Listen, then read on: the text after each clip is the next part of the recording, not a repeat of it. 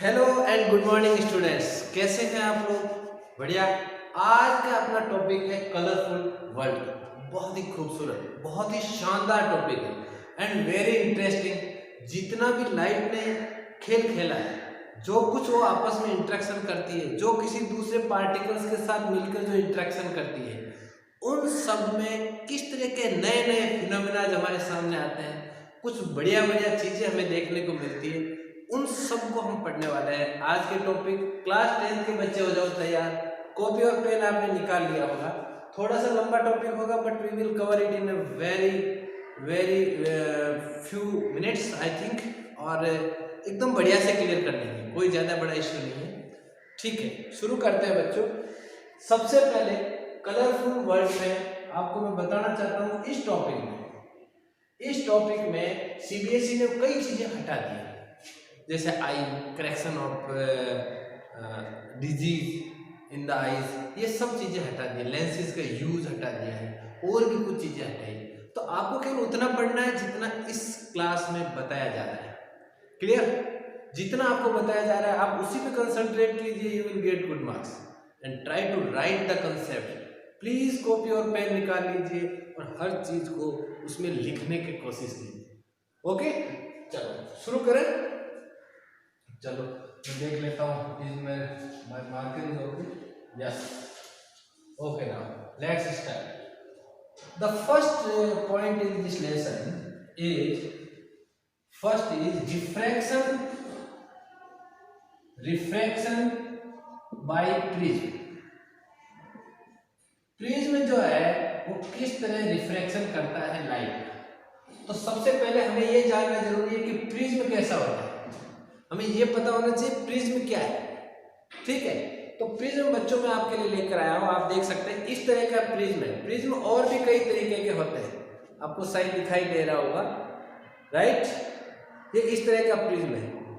इस प्रिज्म को बोलेंगे हम ट्रायंगुलर प्रिज्म, क्योंकि इसमें क्या है कि तीन जो फेस है, 1 2 है ना, जो दो फेस है ये पूरी ट्रायंगल बनी हुई है। इसके अंदर देखो ट्रायंगल है, आपको दिखाई दे रहा है, ये ट्रायंगल है, ये ट्रायंगल है, और इसके बीच में जो फेसेस है, लेटरल फेस जो है वो रेक्टेंगल है। तीन रेक्टेंगुलर है और ये दो ट्रायंगुलर है। ये ट्रायंगुलर प्रिज्म है। तो बच्चों अलग अलग तरीके का होता है, रेक्टेंगुलर भी होता है, वो थोड़ा और अलग डिजाइन का बना होता है। तो हमें पता होना चाहिए कि प्रिज्म कैसा होता है। I think you have seen it. जिन्होंने नहीं देखा है, अभी भी ध्यान से समझ में नहीं आ रहा, तो पीछे जाए वीडियो में और इसको ढंग से देखें। करेक्ट? अब इसमें होता है क्या, इसमें इस साइड से लाइट एंटर करती है, तीन साइड है, 1 2 3। मैं केवल आपको बोर्ड पे ये तीन साइड बनाऊंगा। इस साइड से एंटर करेगी, रिफ्रैक्शन होगा, दोबारा इस सरफेस पे पहुंचेगी, क्या बोलेंगे इस सरफेस को, इंटरफेस। इस इंटरफेस पे पहुंचेगी और यहां से दोबारा रिफ्लेक्शन हो जाएगा। ये रिफ्लेक्शन कैसे होता है ये आज हम पढ़ने वाले हैं। चलो शुरू करें। आपने प्रिज्म देख लिया, बहुत बढ़िया, खुश हो गए। प्रिज्म देख के खुश होने से ज्यादा है इसके कंसेप्ट को समझना कि कंसेप्ट क्या है। तो बच्चों मैंने बना लिया है यहाँ पर एक प्रिज्म का, जो ट्रायंगुलर प्रिज्म है उसकी साइड्स बना ली। ठीक है, ये यहाँ पे मैंने एक बहुत ही बढ़िया सा प्रिज्म बना लिया है। इसमें जो रे इंसिडेंट होगी उसे हम क्या बोलेंगे, इंसिडेंट रे या रे ऑफ इंसिडेंस। चलो मैं मान लेता हूं कि इसके ऊपर मैंने यहां से एक रे इंसिडेंट कराई ऐसे। चलो थोड़ी नीचे होगी, यहां ऊपर ये लीजिए, ये ऐसे रे ऑफ इंसिडेंस। करेक्ट? ये लो, ये रे ऑफ इंसिडेंस। लाइट की रे अगर यहां पर इंसिडेंट होती है, यहां तो ग्लास है जिसका प्रिज्म बना हुआ है, ये ग्लास है, यहां पर क्या होगा बच्चों, इस इंटरफेस पे यहां रिफ्लेक्शन होगा, और रिफ्लेक्शन किस साइड में होगा, towards the normal. Towards the normal क्यों होगा, टुवर्ड्स द नॉर्मल क्यों होगा, इसलिए कि हम इस रेनर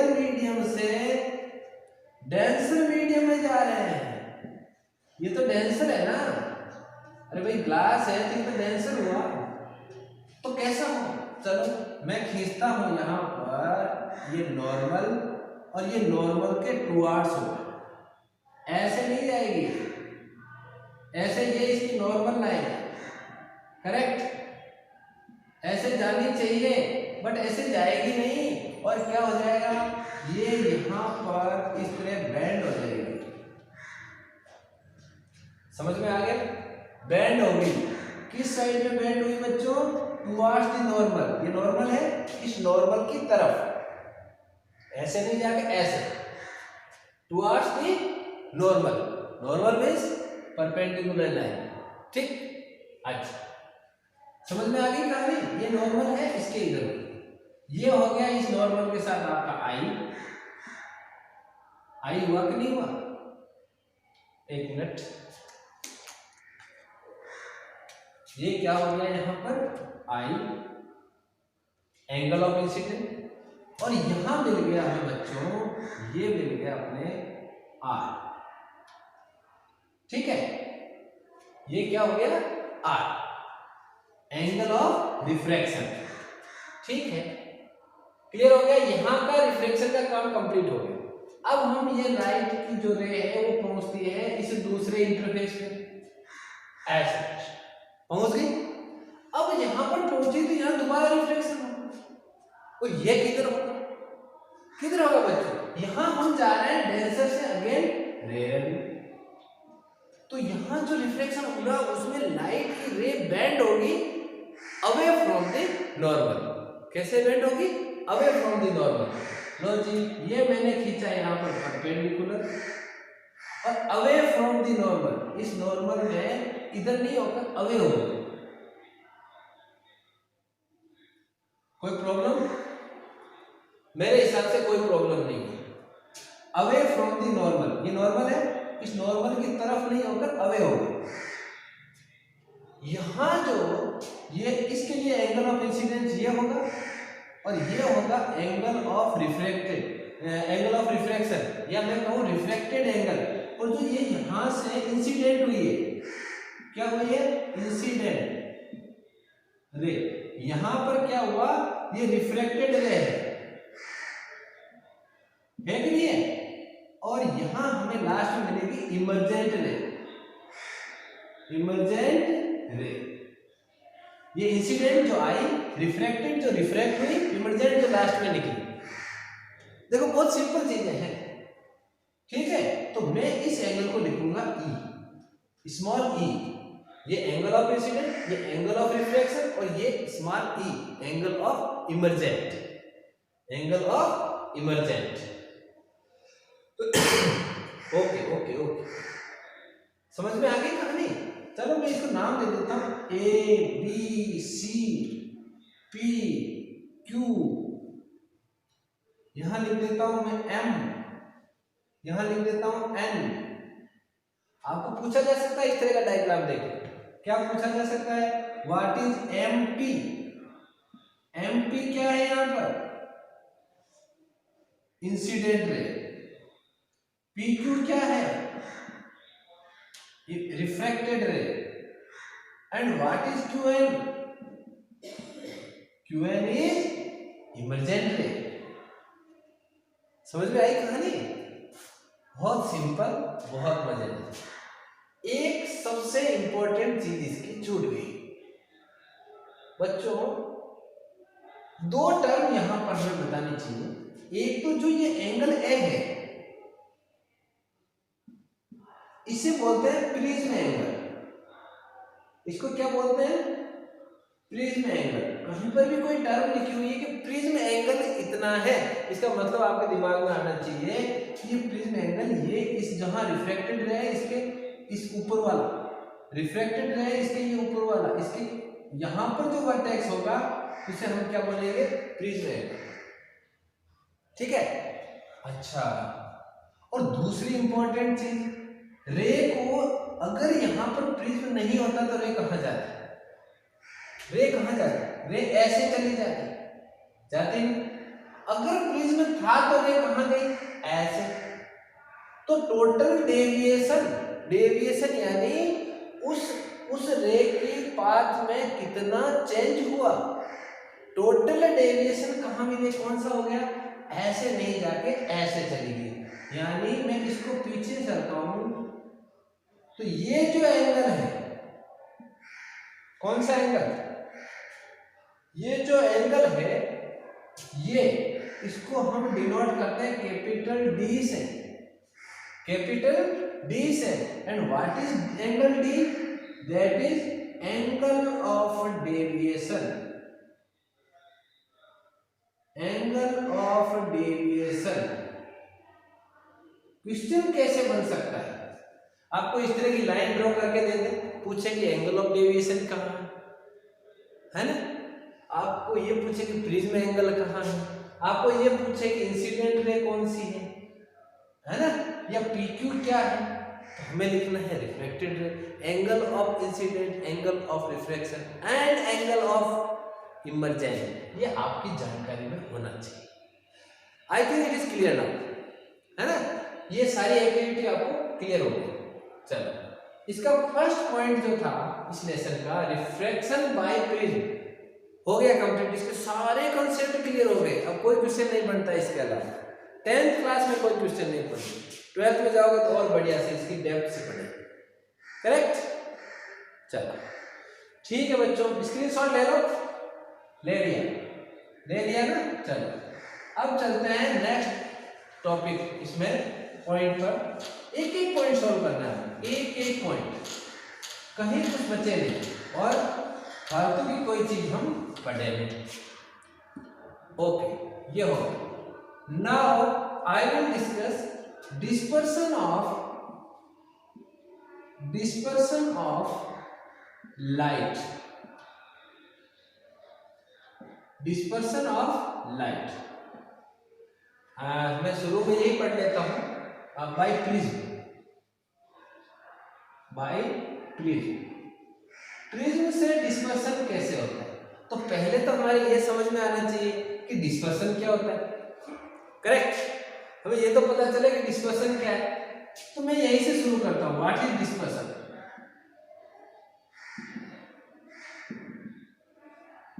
breaking of light, breaking of white light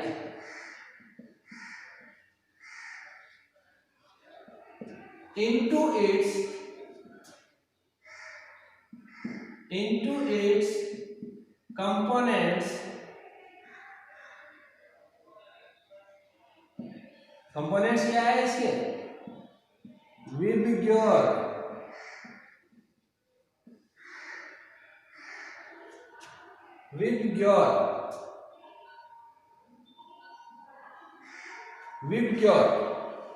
ठीक है। इसके कंपोनेंट क्या है, विबग्योर, तो विबग्योर में इसको तोड़ना। अच्छा, breaking of white light into its component is called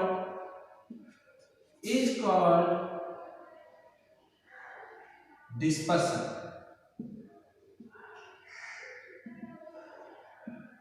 seven colours से मिलकर एक व्हाइट लाइट बनती है ना, एक रे बनती है ना। व्हाइट लाइट की रे किससे बनती है, 7 कलर से। ये 7 कलर को हम इस विबग्योर से याद रख सकते हैं। अब ये विबग्योर क्या क्या है, V4 मैं ऐसे लिख देता हूँ, VIBGYOR। What is the meaning of V, violet है ना, बैंगनी, Indigo,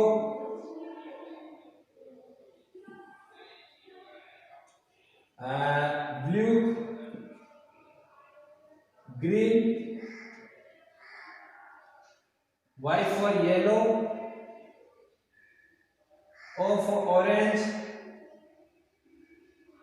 and R for red। Indigo का मतलब आसमानी कलर जैसा होता है ना। B for blue यानी नीला, ग्रीन हरा, पीला, ऑरेंज नारंगी जैसा, और लाल।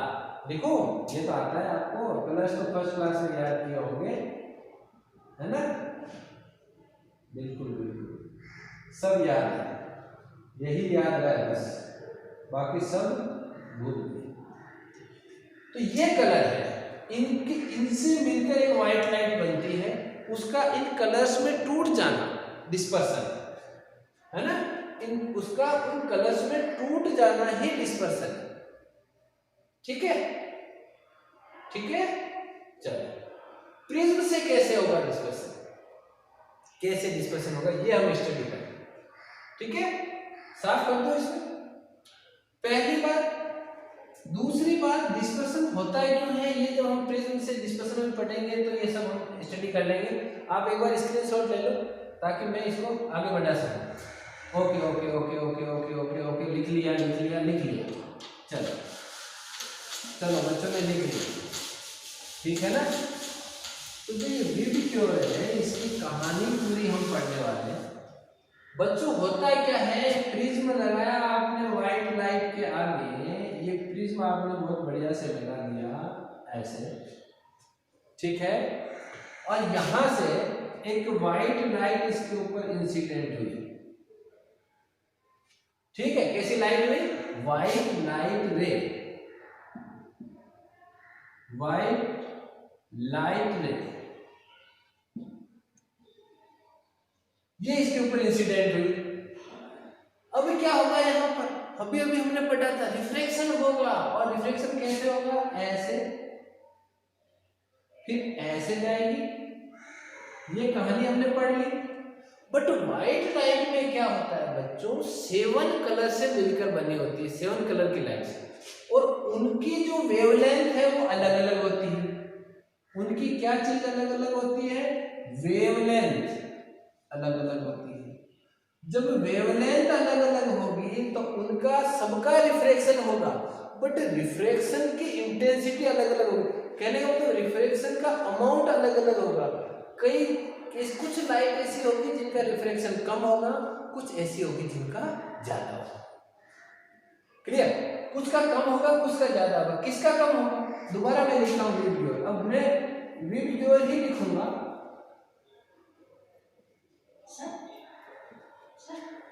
Thank you. वीडियो का अब आप इसमें समझ लेना कौन सा कलर, ठीक है? तो सबसे ज्यादा अगर कोई लाइट बैंड होगी, यहां से तो बैंडिंग होनी है, लेकिन सबसे ज्यादा बैंड होगी वो होगी वॉयलेट। ये वॉयलेट होने की वजह क्या है? इसकी जो वेवलेंथ है वो सबसे कम है, लेस वेवलेंथ। और वेवलेंथ को किससे डिनोट करते हैं? लैम्डा से। किससे लिखते हैं? लैम्डा से। तो लेस वेवलेंथ पढ़ने में नहीं आ रहा है, चलो यहां से लिख देते हैं, लेस वेवलेंथ। ये लेस वेवलेंथ वाली वॉयलेट। और सबसे ज्यादा वेवलेंथ किसकी है? इसकी रेड की जो वेवलेंथ है वो सबसे ज्यादा है, और इसकी वेवलेंथ सबसे कम है। और इसी सीक्वेंस में इससे थोड़ी इसकी ज्यादा, इससे इसकी ज्यादा, इससे इसकी ज्यादा, इससे इसकी ज्यादा, यहाँ सबसे ज्यादा रेड सबसे ज्यादा वेवलेंथ इसकी सबसे ज्यादा। तो इसका जो बेंडिंग होगी वो सबसे कम होगी।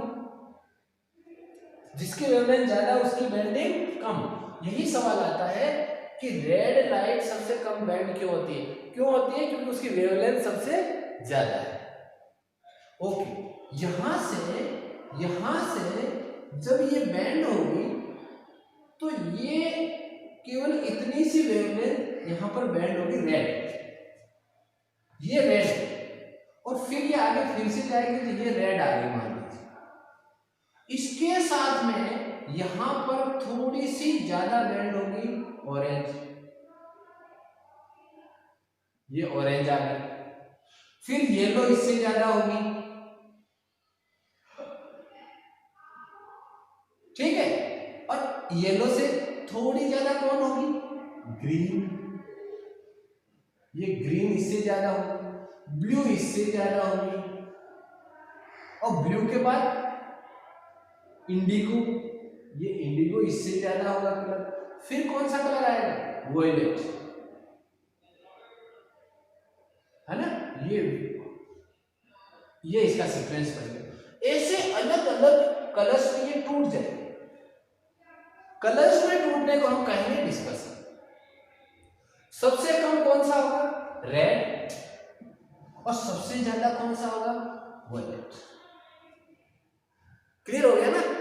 नहीं समझ में आया? ब्रेक हो गई, पूरी व्हाइट लाइट अपने कंपोनेंट्स में टूट गई अलग अलग वेज।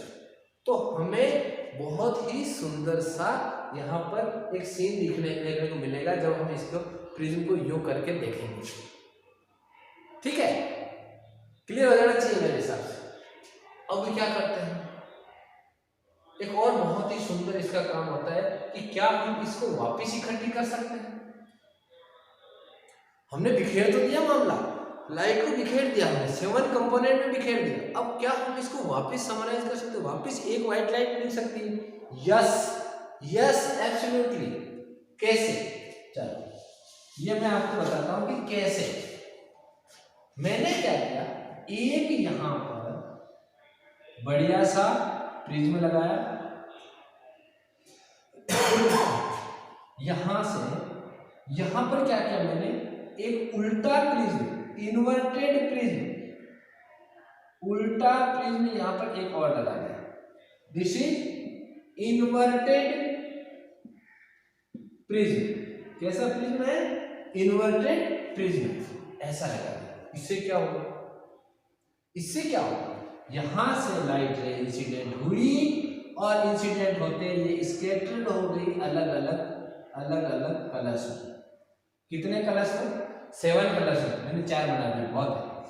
ठीक है, अब यहां से ये इमिट हुई, इमर्जेंट हो गई, हुई कि नहीं हुई? विबग्योर हुई। सबसे ज्यादा बैंड कौन सी होगी? सबसे ज्यादा बैंड कौन सी होगी?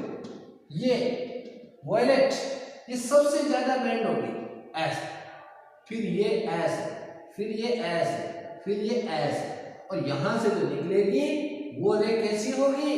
White light. यहां से हमने व्हाइट लाइट ली,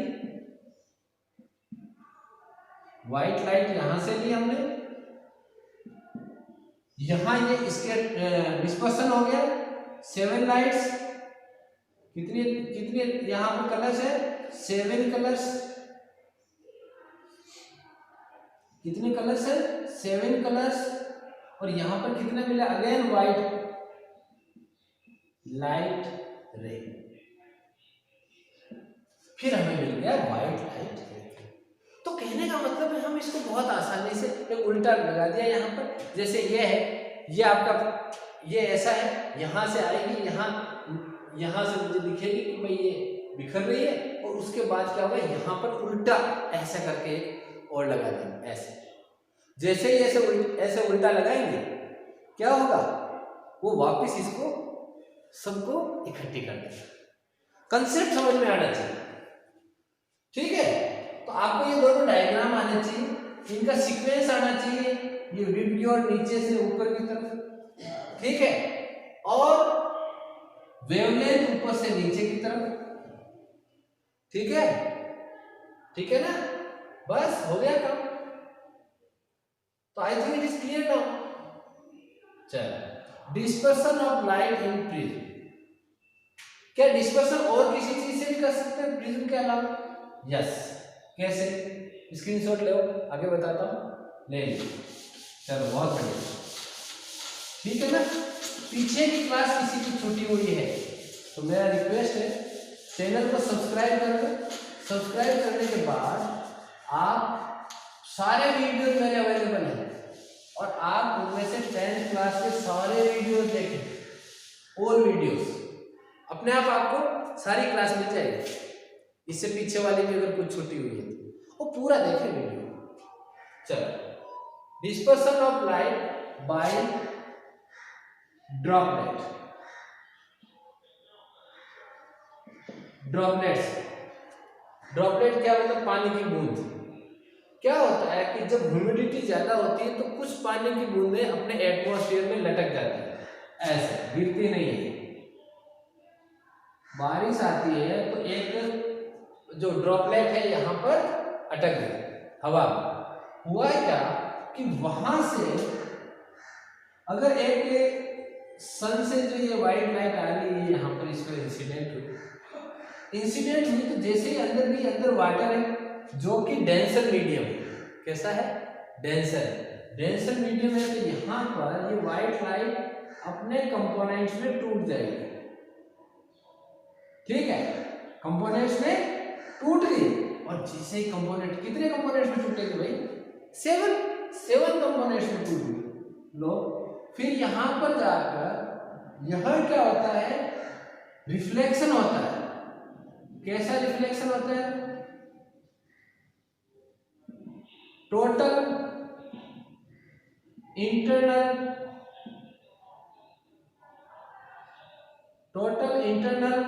रिफ्लेक्शन होता है। इसको हम क्लास 12 में पढ़ेंगे बढ़िया से कि टोटल इंटरनल रिफ्लेक्शन क्या होता है। मतलब यहां से ये इस एंगल पर यहाँ पर जाकर इसे इंसिडेंट होती है इस इंटरफेस पे कि यहाँ से आगे जाने के बजाय रिफ्लेक्ट हो जाती है, and this is called total internal reflection.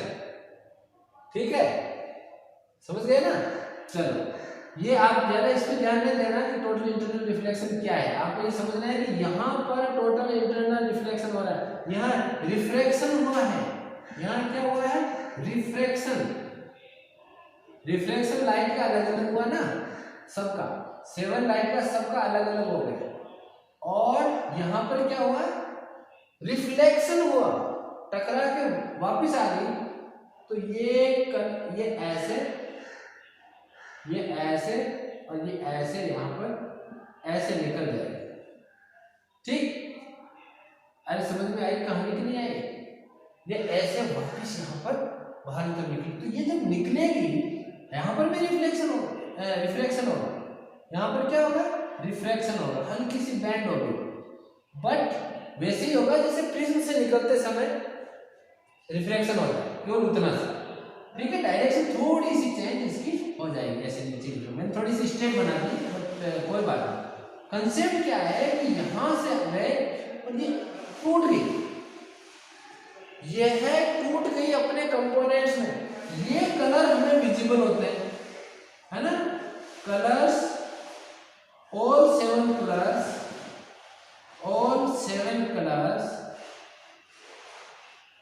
are visible for us, and we say it rainbow. हम इन कलर्स को अलग अलग ढंग से देखते हैं तो क्या कहते हैं कि रेनबो है, इंद्रधनुष आ गया, रेनबो। समझ में आई कहानी? रेनबो हम देखते हैं नहीं देखते? बहुत सुंदर सा ऐसा बना हुआ। वो क्यों होता है? क्योंकि ड्रॉपलेट्स में डिस्पर्सन हो जाता है व्हाइट लाइट का, and it is break in its 7 component colors and we observe it from the earth. ठीक है, क्लियर हो गया ना? समझ में आई नहीं है? अच्छा, है ना? मजेदार है, बहुत मजेदार टॉपिक। आज पूरा ये टॉपिक इतना शानदार है कि हम ऐसे कंसेप्ट पढ़ेंगे कि मजा आ जाएगा। ओके, नाउ वी स्क्रीनशॉट ले लो एक बार बढ़िया से। चलो ठीक है जी, ये लॉजिक में हमारा डिस्पर्सन वाला काम हो गया। और डिस्पर्सन, ठीक है। अब हम नेक्स्ट पॉइंट ले रहे हैं बच्चों, और नेक्स्ट पॉइंट है एटमॉस्फेरिक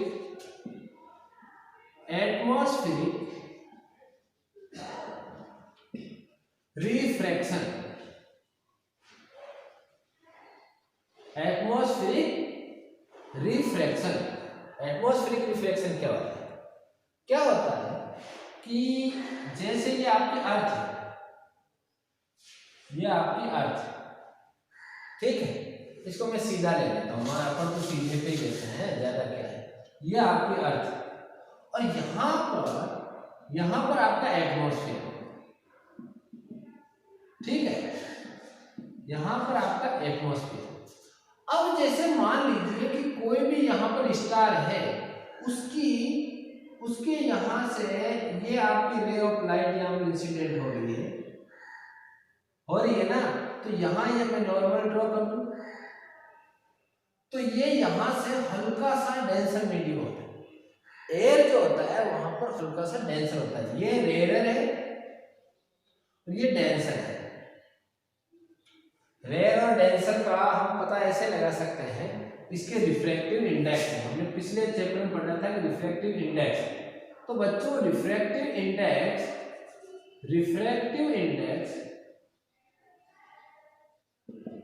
इंडेक्स जो होता है और इसका एयर का, दैट इज ऑलमोस्ट 1.0029 इतना है ना। कई लोग इसको 1.003 भी लिखते हैं डायरेक्ट, बट ऑन और अबाउट ये इतना है। तो इससे क्या होगा कि थोड़ी सी वेलोसिटी इसकी कम हो जाएगी, श्योर है बेंडिंग होगा, रिफ्रैक्शन होगा। तो ये क्या होगा, इस नॉर्मल के टुवर्ड्स द नॉर्मल ये ऐसे अर्थ पे आएंगे।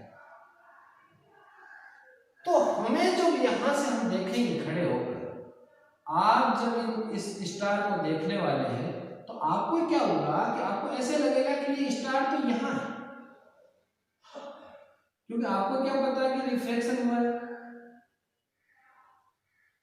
ऐसे लगेगा कि नहीं लगेगा, ऐसे लगेगा। यानी ये तो आपकी उस स्टार की एक्चुअल पोजीशन है, ये तो एक्चुअल पोजीशन है, वास्तव में वो स्टार कहां है।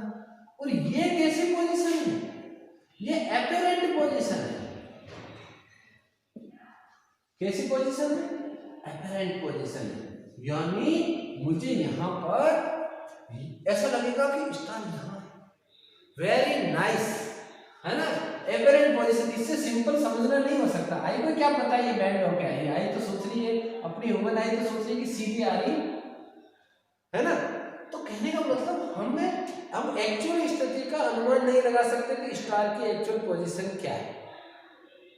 ठीक, ये हो गया एटमॉस्फेरिक रिफ्लेक्शन का परिणाम, फिनोमिना। क्या आपको देखने को मिला इसका रिजल्ट। अब इसके अंदर कुछ इंपॉर्टेंट चीजें क्या, पहला आता है वाई स्टार्स ट्विंकल।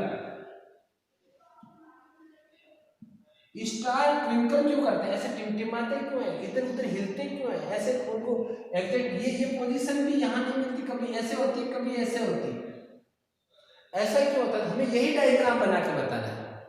ठीक है, यही सब कुछ वहां लिखना है। तो इससे क्या होगा, इसमें एक कंसेप्ट और शामिल कर देना है, क्या, air atmosphere is made up of layers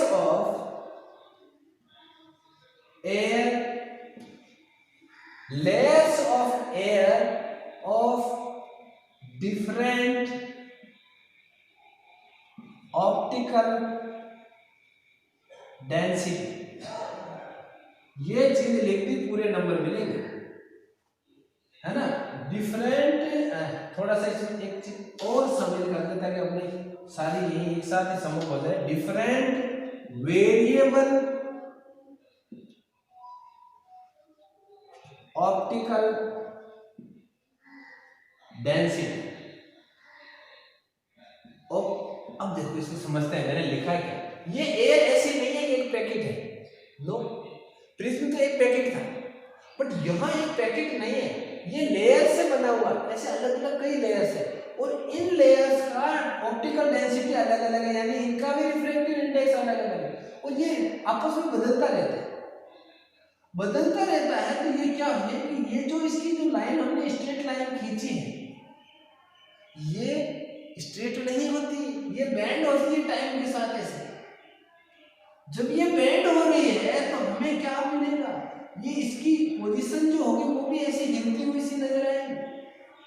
apparent position observes moving, है ना, एपरेंट पोजीशन मूव करती हुई नजर आएगी और हम कहेंगे कि यह स्टार ट्विंकल कर रहे हैं, टिमटिमा रहे हैं, हिल रहे हैं, कभी कहीं दिख रहा है, कभी कहीं दिख रहा है।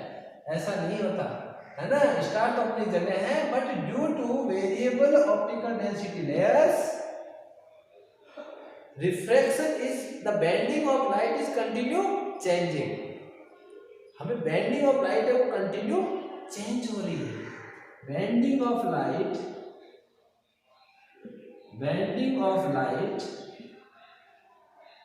इज कंटिन्यू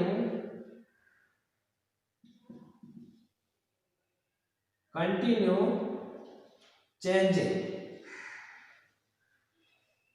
समझ में आई कहानी? ले स्क्रीनशॉट। तो ट्विंकलिंग ऑफ स्टार हो गया, ठीक है। एक कंसेप्ट और पढ़ते हैं, आज बहुत शानदार शानदार चीजें, ये क्वेश्चन हो रहे हैं तुम्हारे एक तरह से, ठीक है। चलो लिख लिया, बहुत बढ़िया। आज इस तरह के चैप्टर अगर सारे हम तो मजा आ जाए, है ना। वैसे फिजिक्स में ऐसे ही मिलते हैं। सेकंड है इसका एटमॉस्फेयर रिफ्रैक्शन में ही सेकंड है अर्ली सनराइज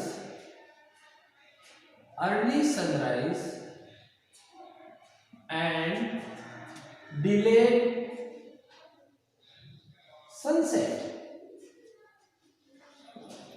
ठीक है। Early sunrise and delayed sunset. Early sunrise and delayed sunset क्या होता है, इसकी पूरी कहानी हम बढ़िया से देखते हैं और बहुत बढ़िया से है। यहां पर अपने जो अर्थ है इसका सेम ऐसा है, ऐसा है नहीं, बट हम मान लेते हैं कि ये स्फीयर है, ठीक है। हम मान लेते हैं कि ये स्फीयर है और आप इस अर्थ पर यहां खड़े हो, ठीक है। आप इस अर्थ पर यहां खड़े, आपके हाथ नहीं है, चलो आपको केवल ये बनाते हैं, हमें केवल देखना है यहाँ पर, नो नीड ऑफ हैंड्स, ठीक है। अब देखो बच्चों, यहां से आपका जो सनराइज होता है और ऐसे ऐसे ऐसे ऐसे सन घूमता हुआ, सन घूमता है नहीं, अर्थ घूमती है, बट हमें लगता है कि सन जा रहा है, बट ये यहां अगर हमें ये इसे बोलते हैं हॉरिजन, इस लाइन को क्या बोलते हैं, हॉरिजन। जब ये सन इस हॉरिजन से नीचे जाएगा तो हम कहेंगे कि सनसेट हो गया। ऐसे ही इस हॉरिजन से जब ये नीचे जाएगा तो हम नीचे रहेगा तो हम कहेंगे कि अभी सनराइज नहीं हुआ है, और यहां पर नीचे जाने का मतलब है कि यहां सनसेट हो गया है, ठीक है। एक्चुअल में अब ये अर्ली सनराइज और डिलेड सनसेट का क्या कंसेप्ट होता है, क्या है बच्चों, कि जब यहां से ये सन यहां पर मूव करता है, यहां पर एटमॉस्फेयर, अर्थ के चारों ओर यहां पर एटमॉस्फेयर है, यहां एटमॉस्फेयर है, तो यहां से जब सनलाइट आती है, सनरेज आती है, ये इस तरह की ऐसी आती है, तो यहां पर आपको मैंने बताया कि एयर का, यहां एयर है और यहां वैक्यूम है, तो जो एयर का रिफ्रैक्टिव इंडेक्स है वो 1.0029 है कि नहीं है। तो यहां इसका मतलब ये डेंसर है, तो इस जो ये आपका यहां नॉर्मल है, इसकी तरफ ये थोड़ी सी बैंड हो जाएगी। समझ में आया कि नहीं है?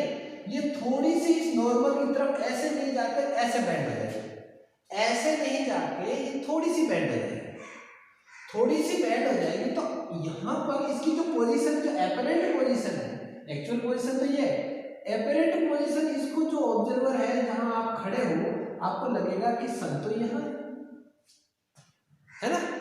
तो इस ओरिजिन से नीचे जाने के बावजूद आपको यहां पर ये सन यहां नजर आ रहा है, इसका मतलब सनसेट हुआ नहीं है आपकी नजर में, आपकी नजर में सनसेट नहीं हुआ है, एक्चुअल में वो ओरिजिन से नीचे आ गया, but apparent position is there here, so you will observe that it is not the sunset. ये डिस्टेंस कितना है, ये यहाँ पर रिफ्रैक्शन होता कितना है, तो मैं आपको बता दूं बच्चों कि यहाँ पर जो रिफ्रैक्शन होता है वो होता है ½ डिग्री का। कितना रिफ्रैक्शन होता है, ½ डिग्री का रिफ्रैक्शन होता है। इसमें और इसमें फर्क कितना होता है, ½ डिग्री का। और 2 मिनट का टाइम मिल जाता है एक्स्ट्रा। 2 मिनट जो सनसेट है वो डिले हो जाता है, एक्स्ट्रा मिल जाता है। सेम फिनोमेना यहां अराइज होता है सनराइज के टाइम, सेम फिनोमेना यहाँ सनराइज के टाइम। और हम ये ऑब्जर्व करते हैं कि यहाँ पर ये 2 मिनट बाद निकलेगा, तो 2 मिनट और 2 मिनट टोटल कितने होंगे, टोटल लेंथ कितनी बढ़ गई, 4 minutes.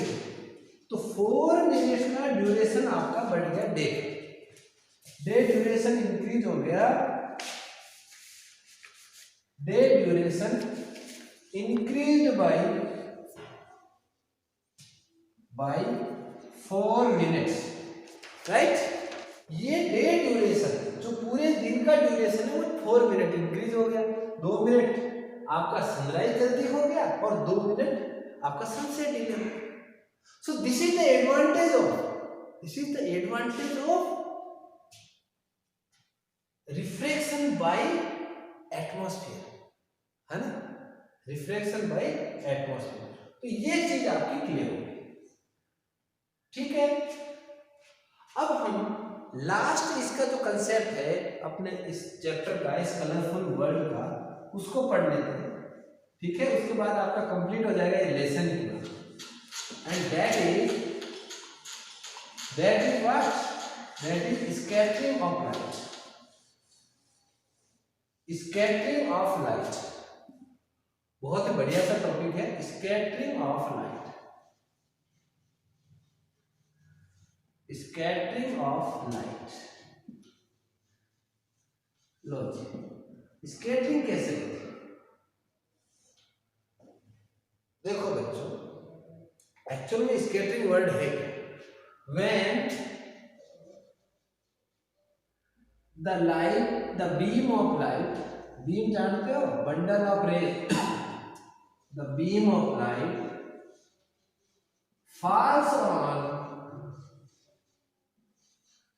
falls on teeny particles, teeny यानी small, teeny particles, कोई भी है, किसी भी चीज का बना हुआ teeny particles, the particles become visible by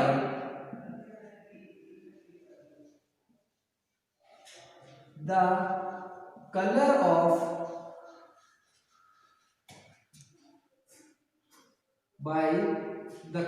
of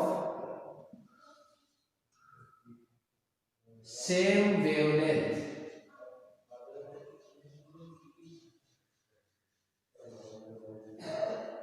ठीक है। जो उसके उस पार्टिकल की साइज की वेवलेंथ के हैं, पार्टिकल की साइज की जो वेवलेंथ का कलर है उस कलर से वो विजिबल हो जाता है। इस घटना को स्कैटरिंग ऑफ लाइट बोलते हैं। इस चीज को क्या बोलते हैं, स्कैटरिंग ऑफ लाइट। इसी के साथ साथ मैं बता देता हूं आपको टिंडल इफेक्ट, टिंडॉल, ये टिंडॉल है ना, टिंडॉल है ये, टिंडल इफेक्ट। टिंडल इफेक्ट कैसे बोलेंगे, when a beam of light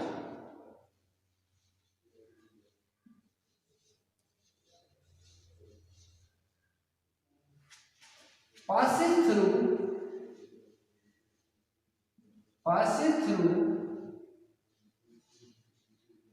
a narrow path, the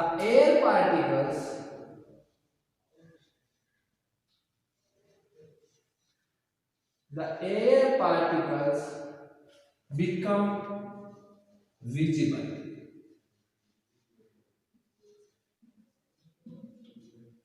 visible, इस चीज को बोलते हैं टिंटल इफेक्ट। अब देखो दोनों को समझते हैं। जैसे मान लो आपने देखा होगा घर में कैसे कोई छेद से ऐसा होल है रूम में और वहां से कोई लाइट रे आ रही है, लाइट की बीम आ रही है, तो आप देखते हो उस लाइट बीम की सीध में जितने भी पार्टिकल्स है वो सारे हमें दिखने लग जाते हैं, चाहे आप डस्ट पार्टिकल हो उसमें या स्मोक के पार्टिकल्स हो, हम उसको आराम से देख सकते हैं। जब वो एक बहुत ही घना सा फॉरेस्ट हो, बहुत ही डेंस फॉरेस्ट हो, उसमें से भी अगर कोई थोड़ी सी जगह मिलती है सनरेज को वहां से पास आउट होने के लिए, तो वहां पर भी यही चीज ऑब्जर्व होती है कि आपको सारी चीजें वहां से चमकने लगती है ना। तो ये किसके कारण हो रहा है? When the beam of light is passes through the very narrow path, एक बहुत ही संकरे से पाथ से होकर निकलती है, तो वो सब विजिबल होते हैं, जितने भी पार्टिकल्स हैं वो सब विजिबल होते हैं, वो दिखने लग जाते हैं। ठीक है, बहुत छोटे नहीं होते, अगर बहुत छोटे होते तो वो उस कंपोनेंट ऑफ लाइट से भी दिखने लग जाते। ठीक है ना, कि कौन से कलर का कौन से कलर से उसकी वेवलेंथ मैच कर रही है। बहुत बड़ा होगा तो व्हाइट लाइट दिखेगी, बहुत बड़ा होगा पार्टिकल तो व्हाइट लाइट दिखेगी, बहुत छोटा होगा तो जिस कलर की वेवलेंथ से वो मैच करता है वो कलर दिखेगा। ठीक है, तो ये दोनों कंसेप्ट यहां से क्लियर हो जाने चाहिए, राइट? Okay okay okay. अब इसके इफेक्ट देख लेते हैं, है ना, लिख लिया आपने, इसको इफेक्ट देख लेते हैं, उसके बाद कंप्लीट करते हैं। उसके बाद क्या बचेगा, यहाँ पर कुछ नहीं बचेगा, पूरा चैप्टर आपका कंप्लीट हो जाएगा।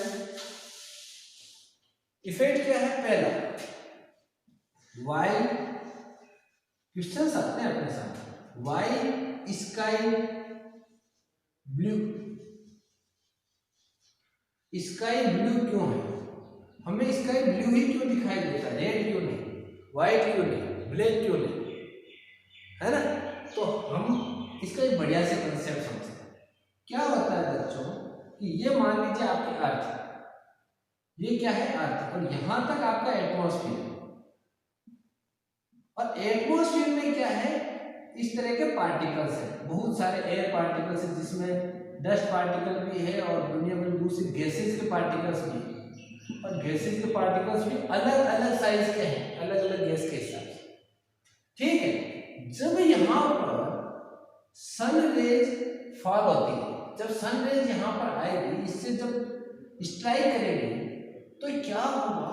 यहाँ पर होगा scattering of light, scattering of light, और सबसे ज्यादा स्कैटरिंग ऑफ लाइट किसकी होगी? सबसे ज्यादा स्कैटरिंग होगी वही आपका विजिबल। यहां पर यही फॉर्मूला लगने वाला है, वही विजिबल लगेगा। सबसे ज्यादा वॉयलेट की होगी, उससे कम इसकी होगी, उससे कम इसकी, फिर इसकी, इसकी। जब स्कैटरिंग ऑफ लाइट हुई तो सबसे ज्यादा किसकी हुई? Violet, Indigo.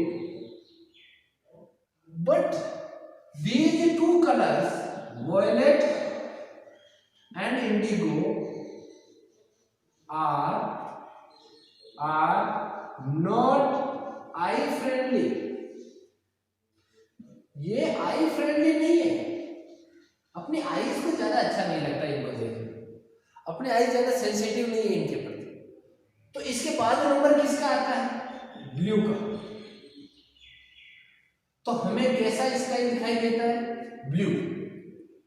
क्लियर हुआ? हमें स्काई कैसा दिखाई देता है? ब्लू। तो हम क्या लिखेंगे? The scattering of light, the scattering of light take place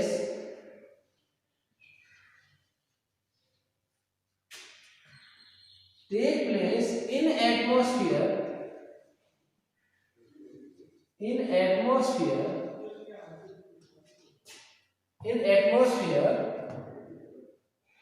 by air particles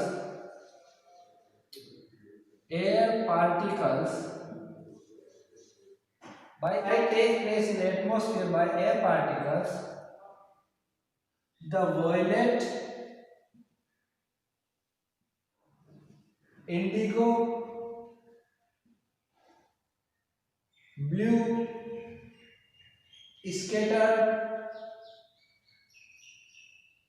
scatters, most, ये सबसे ज्यादा स्कैटरिंग होगी। But as violet and indigo are not eye friendly,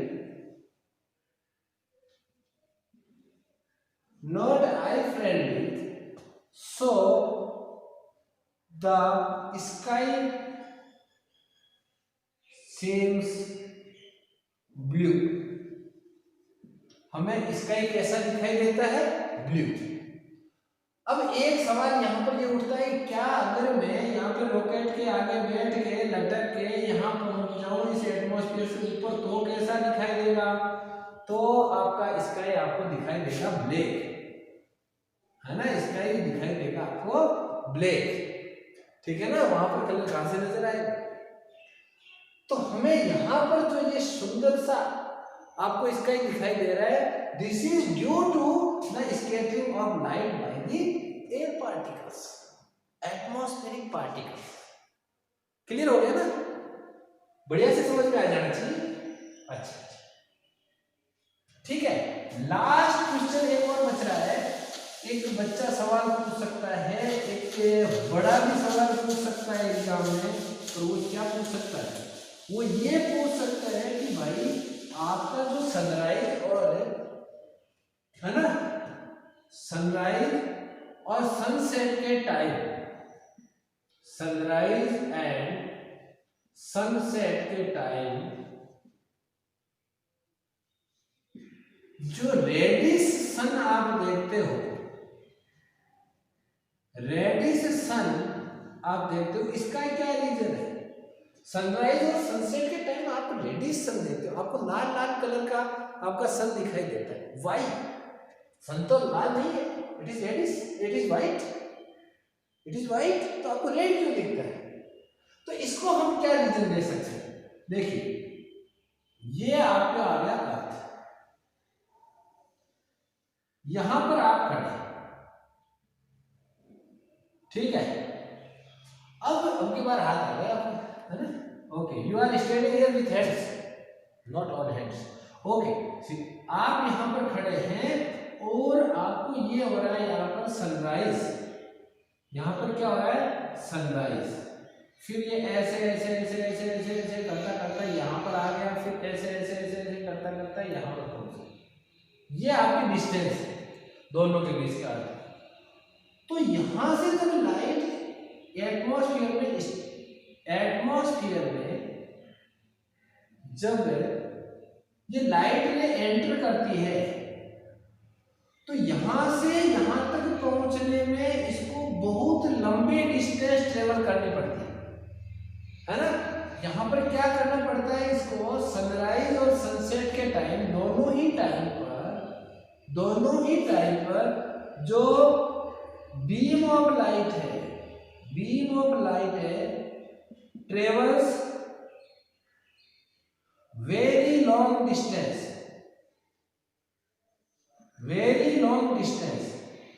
कब? At sunrise and sunset.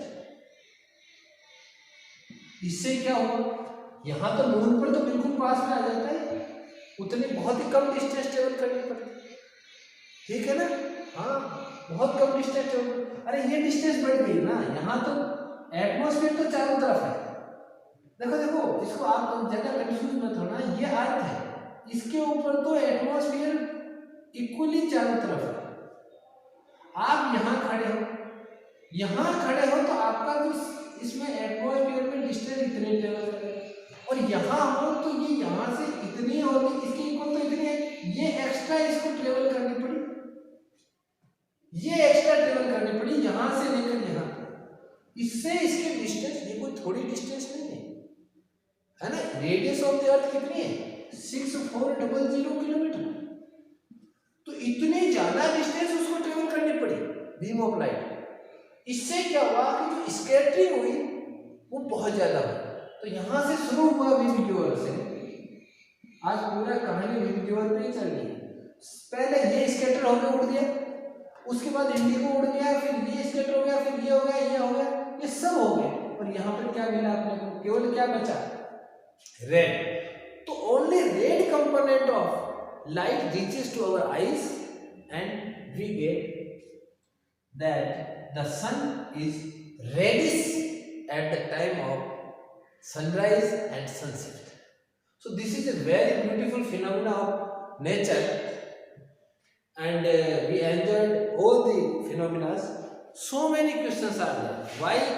Why the color of sea water is blue? है ना, बहुत सारी चीजें हैं, और लेकिन सबका आंसर एक ही है, scattering of light, dispersion of light, refraction bye